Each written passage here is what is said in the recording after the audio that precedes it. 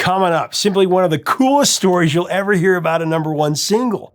First of all, the singer wrote it when he was 15. He wrote it in math class in about 10 minutes. And then he begged his local radio station to play it. And then it was the most requested song on this station for months. And then a little time after that, they were playing next to the giants of rock.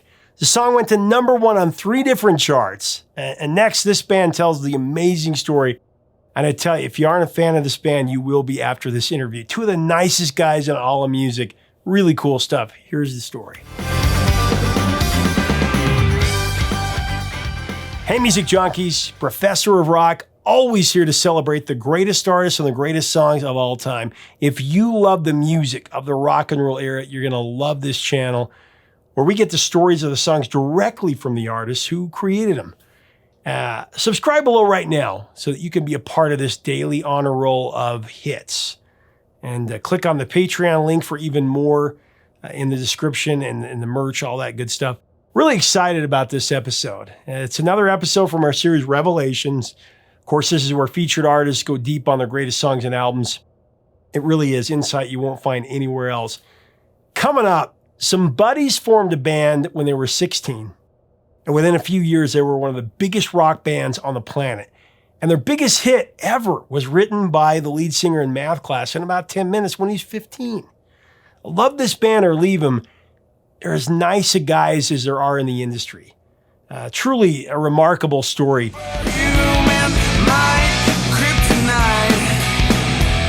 It was so fun interviewing these guys. Brad Arnold, lead singer, and guitarist Matt Roberts of Three Doors Down. They give us a blow-by-blow of creating Kryptonite, a song that hit #1 on 3 different charts and sold 5 million copies. I'm going to let them tell you the story. It's just really cool. Now, as we go into this interview, I do want to thank our sponsor, Zenni Eyewear. Today, I'm wearing my red pair.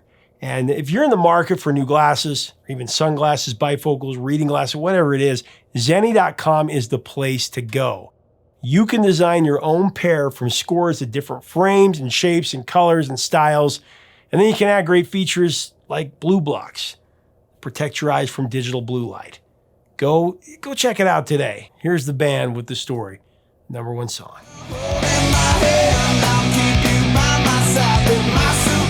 It's such a cool story how WCPR FM played your demo. They played Kryptonite 15 weeks or something. It was the most requested song on that radio station. Tell me about that. That's so cool. It was, man, and it was a blessing. You know, we didn't try to get signed. And I say it being a blessing because bands try so hard to get that break and all. And I mean, not that we didn't want to do it. You know, we tried. We practiced a lot and played shows and would try to get gigs at places that we couldn't, and, you know, we'd push it as far as we could. But, you know, we weren't trying to be a major touring band. We just wanted to get our song on the radio. We want our friends to hear it. And WCPR in Biloxi there, they had a local show that they would play local bands once a month on Sunday nights, and we'd go on there, and we'd done that show several times, and we begged the program director down there over and over for a year or so. He's like, please play our song. And finally he's like, okay, I'll play it. You know, but they can't really just do that. You know, they can't just decide to play some random band.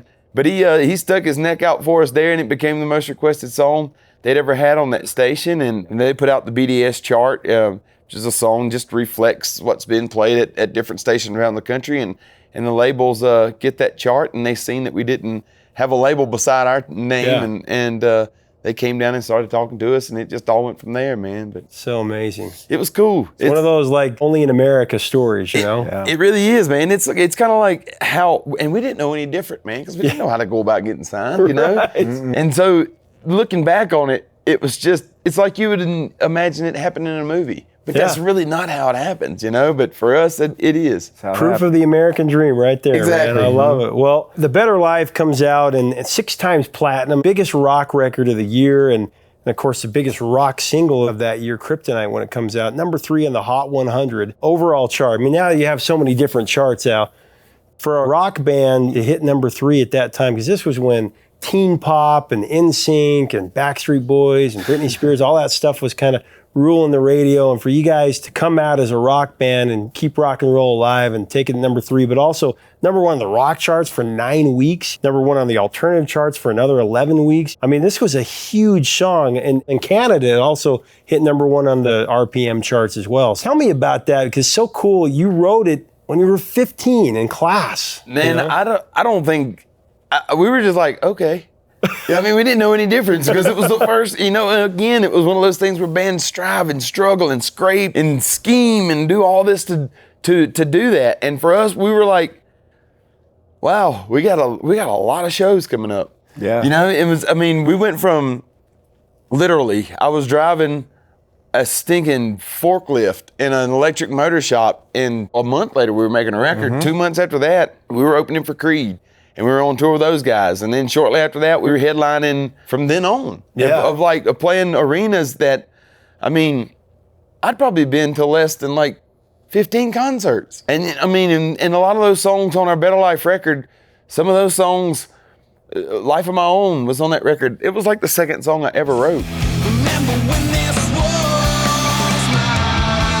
And it was unbelievable for us because we didn't know any different. And we seen those charts and we were like, it was so surreal to see your name like not on a chart, but above somebody's name on a chart that you were like, that you would just, you'd be in amazement to just see like their name up there somewhere and your name like down here somewhere. And your name was like right there. And it was unbelievable. It was cool. It's cool to think back on. And it was, I don't know, somehow you can wrap your head around it more looking back on it. Yeah, it's like a whole section of our life was just about getting on a bus and going to another town. It was like family, everything just kind of stopped around us and became just about that. And it was so fast-paced, and they always tell it like, you know, we were thrust into it, and we were playing with bands that had been doing it a really long time that were really good at it. And we were trying to be as good as them. Yeah. And it's almost, you know what I mean? Like you have to get some seat time, man. It's like being a NASCAR driver. You got to drive around that track a few 100,000 times before you're good at it. Yeah. And so we just held on tight, man. And it was a lot of fun. That was an education. It was an education, whether we liked it or not. Our first tour, it was Creed and Seven Dust and us. And like he said, we were just like a local band. We'd never been out much. And we were playing right before Seven Dust. Yep. If you ever would just want to get blown off the earth, go play a show right before Seven Dust. Yep. You know? Yep. And those guys, they're a great bunch of guys, but a great freaking band. Best live band ever. And we're just playing right before them, and we were up there like, I was still wondering what to do with my hands because when we were a local band, I was the drummer and the singer. Yeah. And when we got signed and all that, we got a You went drummer. out front. Yeah, and I'd never, like my first show to play from behind the drums Mobile. was in Mobile, Alabama Bayfest. at Bayfest, and it was probably, 12,000 people standing there? Yeah, there's lots. Jeez. Put it in my pocket for a little while. Yeah. So take me back to when you're 15 and you're drumming in class because you hated math. I did too. I was horrible at math. But tell us that story because that's one of the most distinct parts of that song is it didn't, you know, the way that you play the drums. And that lick was nothing more but just tapping on a desk, you know? And it's a simple little lick, but it kind of inspired that song, you know? And I got into songwriting through just writing poems. I used to really like writing poems. And right before lunch, I had algebra class like right after lunch, and I had creative writing right before lunch. And I think a lot of the reason I would sit in that class so much and write is because, you know, you kind of get those exercises going, get your brain going in creative writing. And I really enjoyed that. And then you kind of have a break for lunch and you go talk to your friends. And it seems like it would always kind of like spur some little idea or something. I'd sit in there and write. And that day, that was just the song that came out. I wrote the lyrics to that song in probably 10 minutes. Took it to band practice that day and we put the music to it in another 15, 20 minutes. And it never changed. It stayed just like that and it's just like it is now. It was kind of interesting. We recorded the song a few months later, and that's the song that WCPR started playing, and that's the recording of it they started playing. And when we went back and recorded the Better Life record, we really, really, really tried to not change that song at all. And even still, when they played it on CPR down there, people were like, "Y'all changed it." I was like, "Man, no, we didn't.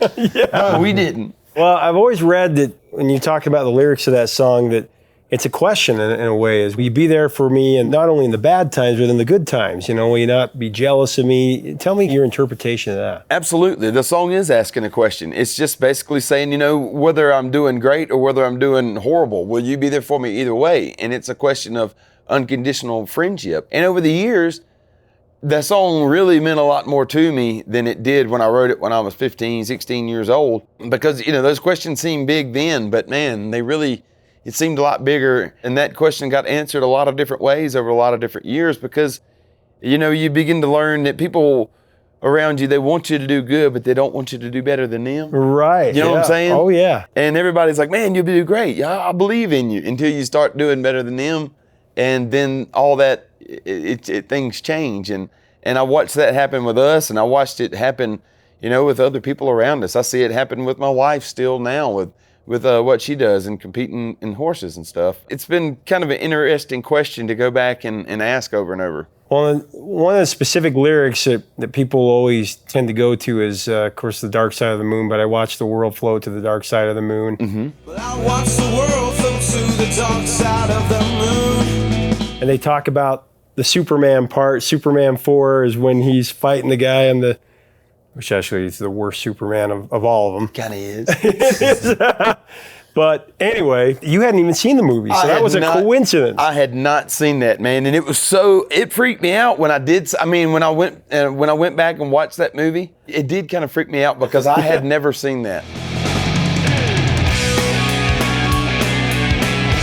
That's just crazy. And then what's cool about this is that a lot of times artists, they have the same idea sometimes at the same time, and this energy happens, and a song comes out. Within like 2.5 years, there were like 5 or 6 major artists that these huge songs on the charts about Superman. You guys were one of the first, and then Eminem had one. I can't be your Superman, can't be your Superman. Five for Fighting, of course. Taking for Kryptonite on this one. Dave Matthews, I am no Superman. Flaming Lips. A Superman. Brian McKnight. Sometimes people just have this idea and it just kind of spreads across, but it's interesting that was so prevalent in pop culture at that moment, Superman. I think so, man, and I think maybe a lot of us just grew up around that same era of seeing Superman when we was a little kid and stuff. Not that he hadn't been around a lot longer than that even, but like the main Superman movies. And furthermore, Superman, he kind of got so ingrained in our culture of being, like the Rock. The perfect human. Yeah, exactly. And so I think maybe that had something to do with it. And the American way, truth, justice. Absolutely. And it happened at the right time because September 11th happened. And at that moment, those songs were what people kind of reached out to because they needed that superhero. Now we're in this big superhero culture, but it's kind of interesting how that came around the same time, and people listened to those songs a lot during that time because they needed strength. That kind of thing. Yeah. And I think people definitely gravitate to songs like that in times of struggle like that, and it's important for those things to be within a culture. That was one of those music videos from that time that people remembered, and I went back to it last night because I hadn't seen it in a couple of years, and it's just so creative, and even the way it's like the way it's shot and the costumes and everything. What do you remember about the video? Man, I remember about that video is that shot of me like right up in that man's face. It's like I'm having to sing right there. You're and singing, and he's like, they're like, get a little close. It was 2 different takes. I had to wipe like blue paint off my nose, off his nose. I was like, that's as close as I'm getting this old man, you know? And I'd never seen a video shoot. I'd never seen anything shot like that ever. I'd never been a part of anything like that. And in some ways, it was so freaking weird to go in there with all those characters. But in another way, to me at those times, those clothes that we were wearing in that video, those were fancy. I mean, those were nice clothes, We'd never see South Mississippi. I had a couple of nice, like, what polo shirts or something, Maybe. And Chess King. Yeah, exactly. And all this stuff was like really, really expensive clothes, and they're all tailoring them and fit you and all. And I'm not a dress up guy, as you can tell. Yeah. And for us to be all dressed up, I was like, you just feel like I just felt like an idiot. And it was really soothing to see all them dressed up in those outfits because I was like, okay, if they don't look stupid, then I don't look stupid. Yeah, no kidding. I'm good. Well, this is a song that is still so big. It's used in pop culture all the time. It was in the movie Kick-Ass and Corky Romano and Dancing with the Stars.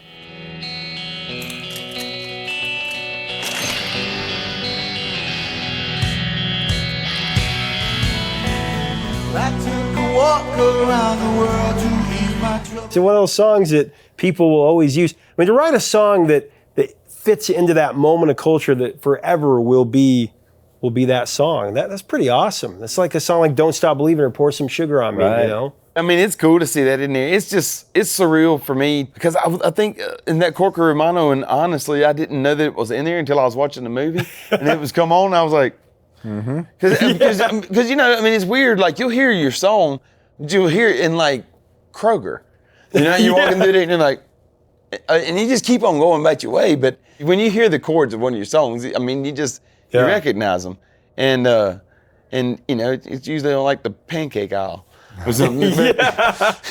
Well, Guitar Hero 5 as well, Sing Star. I mean, it's video games, and that's how kids these days find a lot of their music. But what does this song mean to you all these years later because you're playing it night after night and seeing 10,000 fans or more singing it every line that's meant something to them? What does it mean to you these days? I think my favorite part of that song, and it means more to me now than it did then. That question to me now is a more valuable question than it was for me then. And people say, well, I mean, that's your first hit, and no, it's not my favorite song of ours, but I don't think anybody's first hit is their favorite song of theirs, But people are like, well, do you get tired of playing that song or singing that song? And my answer is absolutely not. The cool thing about it is like, so I'm the youngest of 7 kids. And so I grew up listening to whatever my brothers and sisters listened to. And my oldest brothers and sisters they were old enough to be my parents almost, basically. Yeah.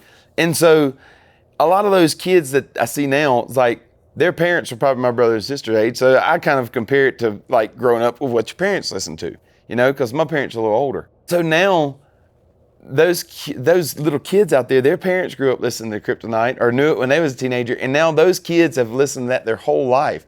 And so like my older brother listened to Boston and stuff. So I never remember like not knowing those kinds of bands. Those kids, they don't remember not knowing Kryptonite, you know? And it's cool to think about that, And my wife kind of picks on me. She said, oh, y'all get played on classic rock. And she just messing with me. But I said, you know what? These have been around long enough to get played on classic rock. Right, I know. That's an honor for sure. It is, absolutely. Yeah. But it's cool to look out there and see the kids, like a second generation of kids getting into that song again. And whether it's something they discovered on their own, or that they learned it from their parents or their older siblings or whoever, and so it's a whole new thing, you know? And it's cool to look out there and see that. And thanks so much for watching. Leave us a comment about Three Doors Down and Kryptonite. Is that not an amazing story? These guys are so fun, such nice guys. What are your thoughts on the song, your memories from hearing it, or your thoughts on the interview itself? What other post-90s songs should we cover here? Most of you might say none, and that's fine. We can continue to break down the 50s, 60s, 70s, 80s, 90s, but it's kind of fun every now and again when you get an interview like this. Just great guys like that.